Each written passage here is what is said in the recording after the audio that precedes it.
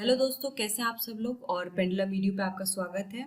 और इस सेशन में हम लोग जितने भी महत्वपूर्ण करंट अफेयर्स रहे हैं 1 से 15 मई तक के, हम उसको यहाँ पे पढ़ेंगे। ये पूरी जो वीडियो है इसके 2 पार्ट्स हैं। पहले में हम 1 से 15 मई के जो महत्वपूर्ण करंट अफेयर्स है उनको डिस्कस करेंगे, और फिर हम जो नेक्स्ट 16 से लेकर 31 मई तक के जो करंट अफेयर्स हैं वो पार्ट 2 में कवर करेंगे। और हम इसको थोड़े अनोखे तरीके से पढ़ेंगे ताकि आपका रिवीजन हो जाए। एक रिवीजन के शॉर्ट में हम इसको पढ़ेंगे। इसमें हम जो इम्पोर्टेंट क्वेश्चंस बन सकते हैं उन करंट अफेयर्स से, हम वो क्वेश्चंस डिस्कस करेंगे न्यूज़ के साथ। तो चलिए हम लोग स्टार्ट करते हैं सेशन को, और उम्मीद करते हैं कि आपको ये सेशन बहुत ही हेल्पफुल रहे और आप इससे बहुत कुछ सीखें और अपने एग्जाम में अप्लाई करें। तो चलिए शुरुआत करते हैं हम लोग। पहला क्वेश्चन है, हाल ही में कोविड-19 के संक्रमण को समाप्त करने के लिए माइक्रोवेव अतुल्य का विकास किस संस्था के द्वारा किया गया है? Defence institute of advance technology development and research organisation, Indian space research organisation और इंडियन इंस्टीट्यूट ऑफ साइंसेस। तो इसका सही उत्तर है ऑप्शन ए। हाल ही में कोविड-19 के संक्रमण को समाप्त करने के लिए माइक्रोवेव अतुल्य नाम का जो माइक्रोवेव है वो विकसित किया गया है। अतुल्य नाम का जो माइक्रोवेव है इसका विकास पुणे के defence institute of advance technology ने किया है। यह माइक्रोवेव किफायती है और इसे कहीं भी ले जाया जा सकता है। इसका उपयोग और संचालन दोनों ही सुरक्षित है, इसलिए इसका जो सही उत्तर है वो ए है। तो चलिए अगली न्यूज देखते हैं। और क्वेश्चन देखिए, किसी भी तैयारी को अगर आप कर रहे हैं, आप करंट अफेयर्स जब रिवीजन कर रहे हैं, अगर आप उसको क्वेश्चन आंसर फॉर्म में करेंगे तो आपके दिमाग में, मेमोरी में ज़्यादा दिन तक रहेगा। तो हमारी यही कोशिश है कि आपका जो रिवीजन हो वो बहुत बढ़िया हो जाए, और अगर यहाँ से कहीं भी क्वेश्चन फंसता है तो आप उसको गलत ना करके आए। इनमें से किसे हाल ही में जीआई टैग प्रदान किया गया है? मणिपुर के काले चावल, गोरखपुर टेराकोटा, उपरोक्त दोनों, उपरोक्त में से कोई भी नहीं। तो इसका सही उत्तर है ऑप्शन सी। अब देखते हैं इसकी व्याख्या। हाल ही में चाकहाउ, मणिपुर के काले चावल और गोरखपुर टेराकोटा को जीआई टैग दिया गया है। दोनों उत्पाद सदियों से प्रचलन में है और आय के महत्वपूर्ण स्रोत हैं। और जीआई टैग की अगर हम बात करें तो जीआई टैग किसको मिलता है? जीआई टैग उन चीज़ों को मिलता है, उन वस्तुओं को मिलता है जो किसी भी जगह की, किसी भी बेसिकली कोई भी जोग्राफिकल लोकेशन है उसके लिए बहुत ही यूनिक होती हैं, अनोखी होती हैं वहाँ के लिए। तो बात करते हैं चाकहाउ की। तो यह एक सुगंधित चिपचिपा चावल है जो सदियों से मणिपुर में उगाया जाता है। आप यहाँ फोटो में भी देख सकते हैं, और इसमें विशेष सुगंध होती है। ये आमतौर पर सामुदायिक दावतों के दौरान खाया जाता है और इसे चाकहाउ खीर के रूप में परोसा जाता है। बात करें गोरखपुर का टेराकोटा की, तो ये कार्य सदियों पुरानी पारंपरिक कला का रूप है, और यहाँ पर कुम्हार हाथ से अलंकरण के साथ विभिन्न जानवरों की आकृतियां जैसे हाथी, घोड़े, ऊंट, बकरी, बैल आदि बनाते हैं, और इसीलिए इसका सही उत्तर है ऑप्शन डी। तो जो भी वस्तुएं हैं जिनको हाल ही में जीआई टैग मिला है, चाहे वो खाद्य पदार्थ हो, चाहे वो हैंडीक्राफ्ट की चीजें हो, तो वो बहुत ही आपके लिए महत्वपूर्ण हो जाती है, क्योंकि एग्जाम जैसे सीएचएसएल हो गया, सीजीएल हो गया, स्टेट पीसीएस, यहाँ तक कि सिविल सर्विसेज में भी इससे जीआई टैग से क्वेश्चन आसानी से आपको देखने को मिलेगा। तो चलिए अगला क्वेश्चन देखते हैं। हाल ही में जीआई टैग प्राप्त करने वाली कोवलपट्टी कदलाई मिताई एक डैश है। तो एक खाद्य पदार्थ है, वस्त्र है, चित्रकला है, मिट्टी का बर्तन है। तो इसका सही उत्तर है ये एक खाद्य पदार्थ है। और तमिलनाडु की प्रसिद्ध कोवलपट्टी कदलाई मिताई को भौगोलिक संकेतक यानी कि जीआई टैग प्रदान किया गया। और कोविलपट्टी कदलाई मिताई एक कैंडी है जो मूंगफली और गुड़ से बनाई जाती है। उसके ऊपर गुलाबी, हरे और पीले रंग में रंगा हुआ कसा नारियल सजाया जाता है, इसलिए इसका सही उत्तर हो जाएगा ऑप्शन ए। अगला देखते हैं। कौन सी राज्य सरकार रोग प्रतिरोधक क्षमता को बढ़ाने के लिए आयुर्वेदिक दवा मधुयष्टि आदि कषाय उपलब्ध करा रही है? तो मध्य प्रदेश, बिहार, हिमाचल प्रदेश या कर्नाटक। तो इसका सही उत्तर है हिमाचल प्रदेश की जो सरकार है वो आयुर्वेदिक दवा मधुयष्टि आदि कषाय यानी काढ़ा उपलब्ध कराने की शुरुआत की है उसने, और इस काढ़े के द्वारा कोरोना महामारी के मद्देनजर लोगों की रोग प्रतिरोधक क्षमता को बढ़ाया जाएगा, क्योंकि वैक्सीन अभी डेवलप नहीं हुई है। हर देश प्रयास कर रहा है, चाहे वो चाइना हो, भारत हो या यूएसए हो, और कोशिश यही जारी है कि इसकी जल्द से जल्द वैक्सीन बनाई जाए। तब तक के लिए सब लोग का प्रयास यही है कि लोगों में प्रतिरोधक क्षमता को जितना हो सके उतना बढ़ाया जाए। तो इसका सही उत्तर है ऑप्शन सी। अगला देखते हैं। हाल ही में किस देश ने हिजबुल्लाह को एक आतंकवादी संगठन नामित किया है? जर्मनी, ब्रिटेन, भारत या रूस। तो इसका सही उत्तर है ऑप्शन ए, जो कि है जर्मनी। तो हाल ही में जर्मनी ने ईरान समर्थित हिजबुल्लाह को एक आतंकवादी संगठन नामित किया है। तो ऐसा भी क्वेश्चन पूछा जा सकता है कि हिजबुल्लाह जो है वो किससे जुड़ा हुआ है, ये क्या है? तो ये एक ईरान समर्थित ग्रुप है, एक आतंकवादी संगठन इसको बोला गया है। ये हिजबुल्लाह लेबनान आधारित एक सशस्त्र शिया इस्लाम समूह है।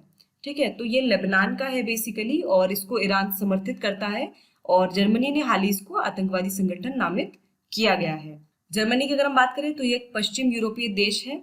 यह अपने वनों, नदियों, पर्वत श्रृंखलाओं और उत्तरी समुद्र तटों के लिए बहुत प्रसिद्ध है। इसकी राजधानी बर्लिन है और इसकी जो मुद्रा है वो यूरो है। और आप यहाँ पर लोकेशन देख सकते हैं मैप में जर्मनी की, और ये यहाँ पर पोलैंड के साथ अपनी सीमा साझा करता है, द चेक Republic, Austria, Switzerland, France, Luxembourg, Belgium और नीदरलैंड्स, और यहाँ डेनमार्क से भी ये अपना जो सीमा है वो साझा करता है। तो इसका सही उत्तर क्या हो जाएगा? उत्तर ए हो जाएगा।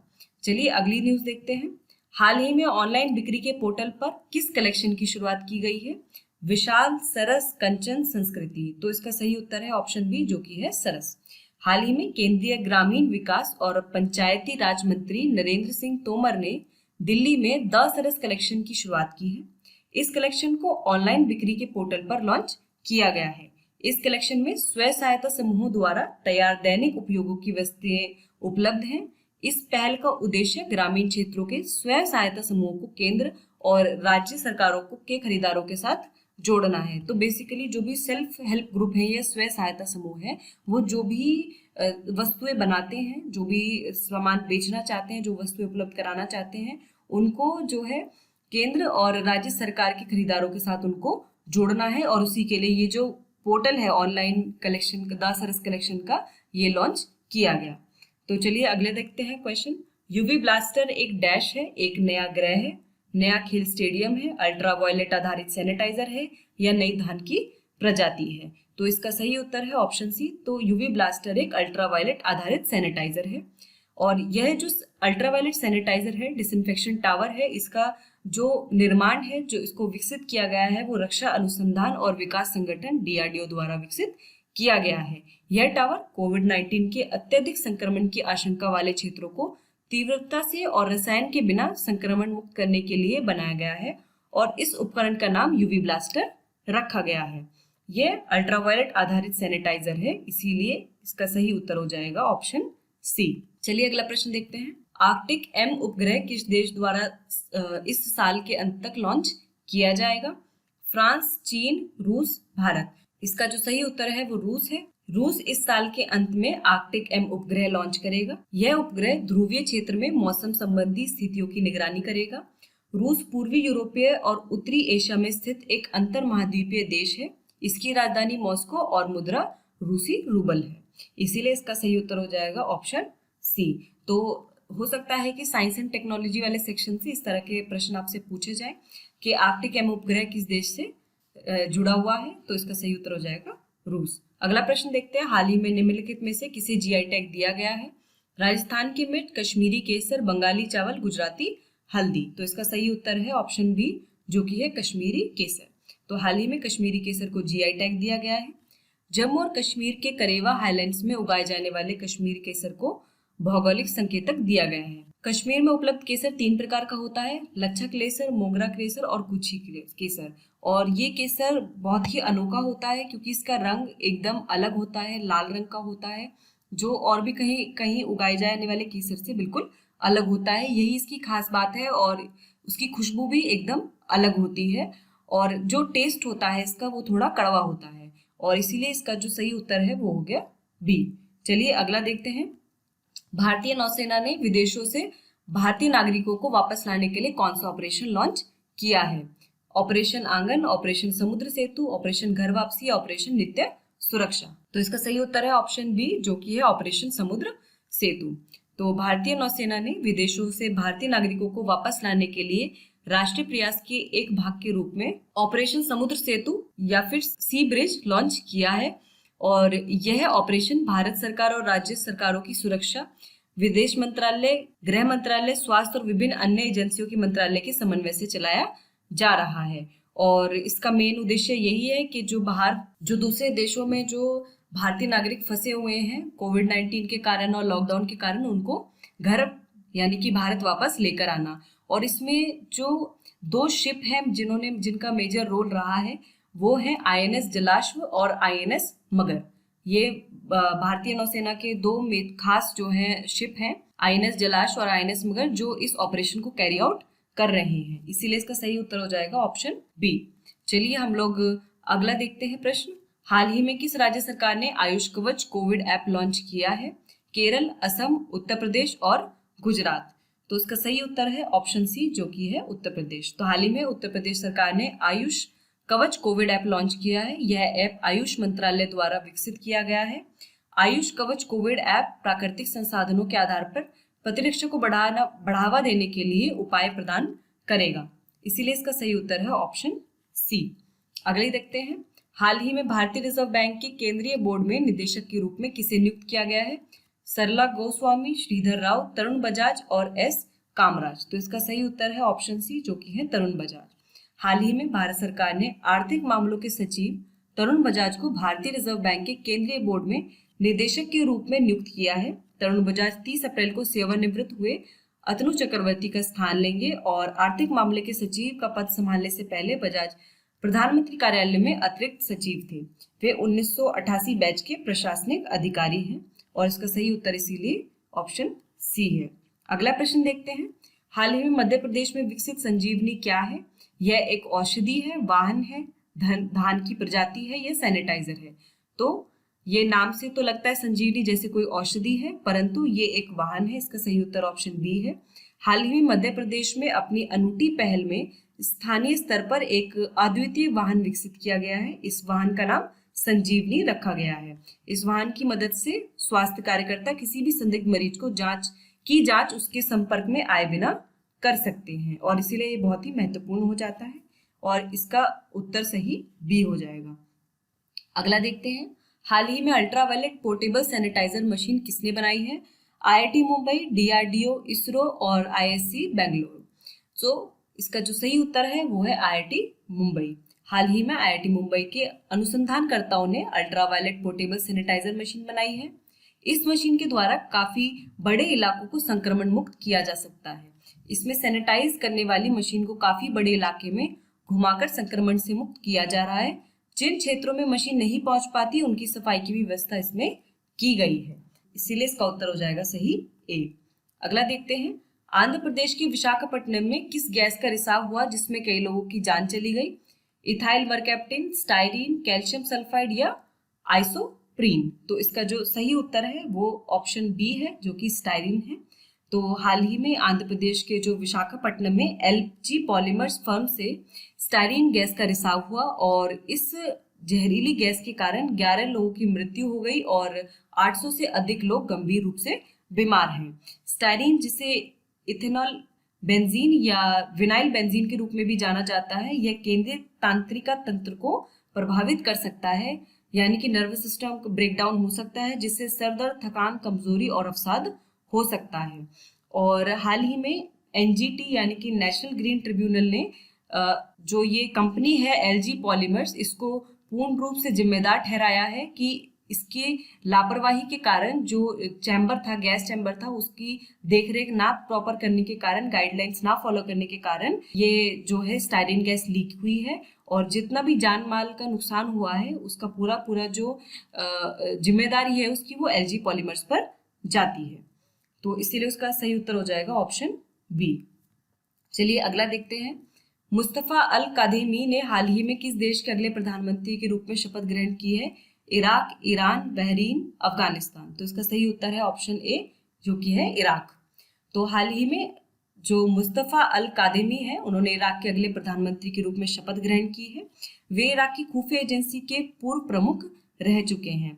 बात करें इराक की तो यह पश्चिमी एशिया में एक देश है और इसकी सीमा टर्की से, इधर सीरिया से, ईरान से, सऊदी अरेबिया से, कुवैत से और जॉर्डन से मिलती है और इसकी जो राजधानी है वो बगदाद है और मुद्रा इराकी दिनार है।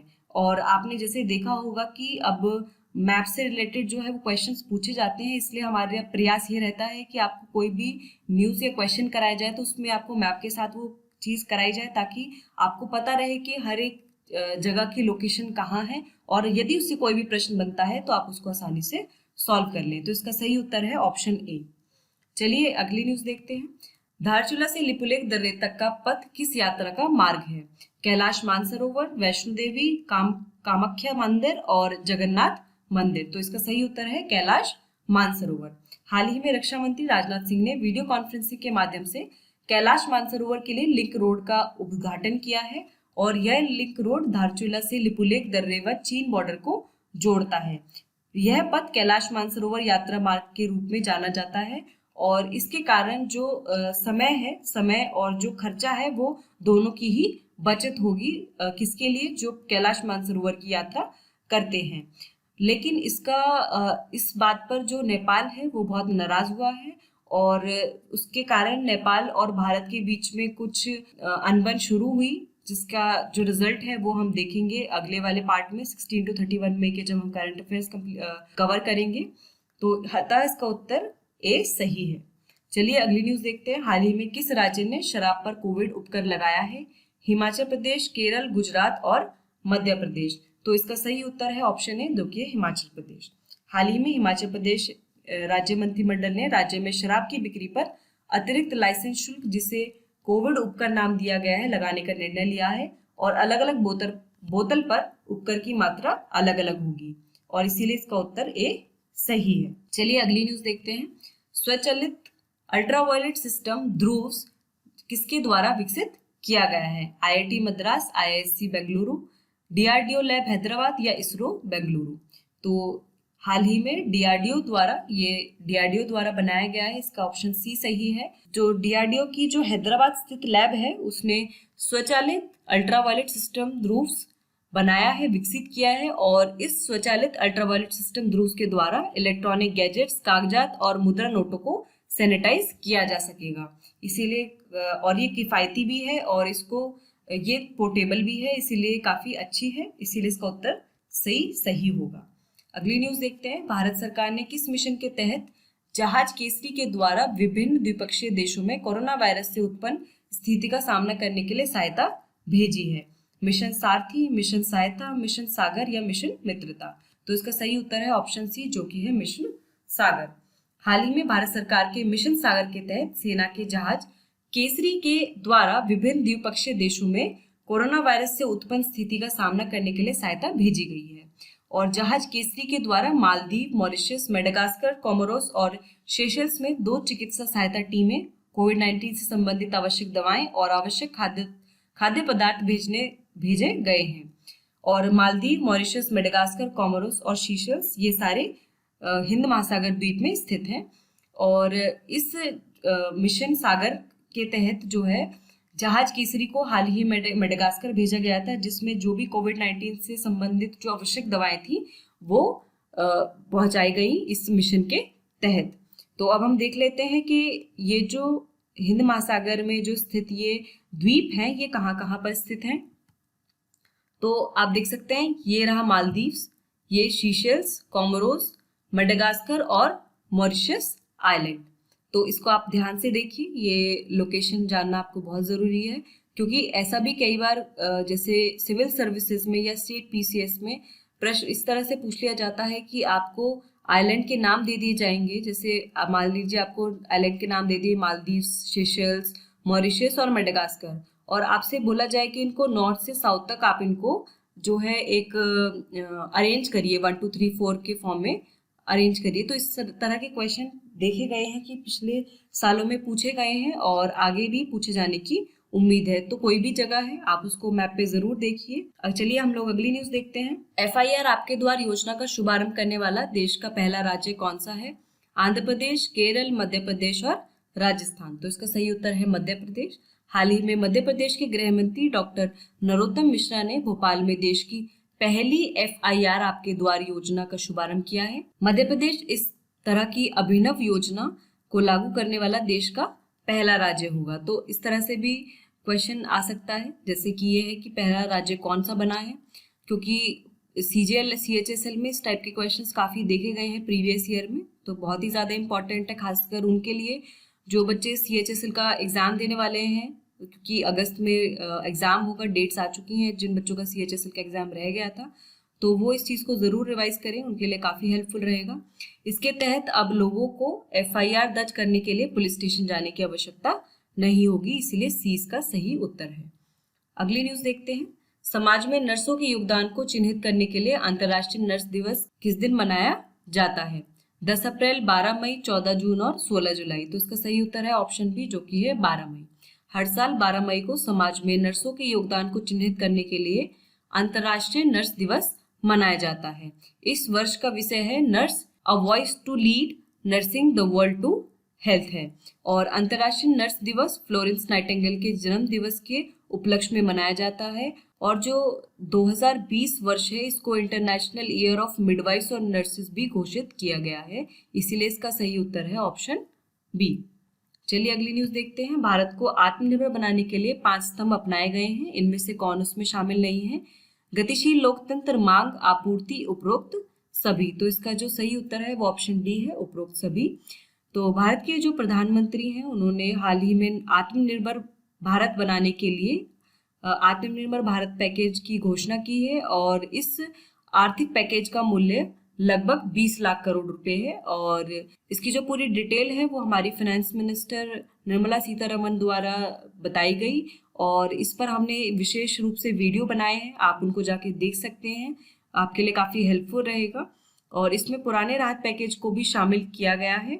तो इस योजना में ऐसा नहीं है कि सब नई योजना शामिल हैं, जो अभी हाल ही में जितने भी गवर्नमेंट ने जो भी स्कीम चलाई हैं वो इस पैकेज का हिस्सा है। इस पैकेज में 4L को बताया गया है, जो कि है लैंड, लेबर, लिक्विडिटी, लॉ, यानी कि भूमि, श्रम, तरलता और कानूनों पर बल देने की बात कही गई। इसके साथ ही भारत को आत्मनिर्भर बनाने के लिए 5 स्तंभों की बात की, जो कि है बुनियादी ढांचा, तकनीक पर आधारित व्यवस्था, गतिशील लोकतंत्र, मांग और आपूर्ति, इन सब पर बल देने की बात कही गई है। तो इसलिए इसका उत्तर हो जाएगा डी। चलिए अगला प्रश्न देखते हैं। MSME की नई परिभाषा के अनुसार मध्यम उद्यम की में निवेश की अधिकतम सीमा क्या है?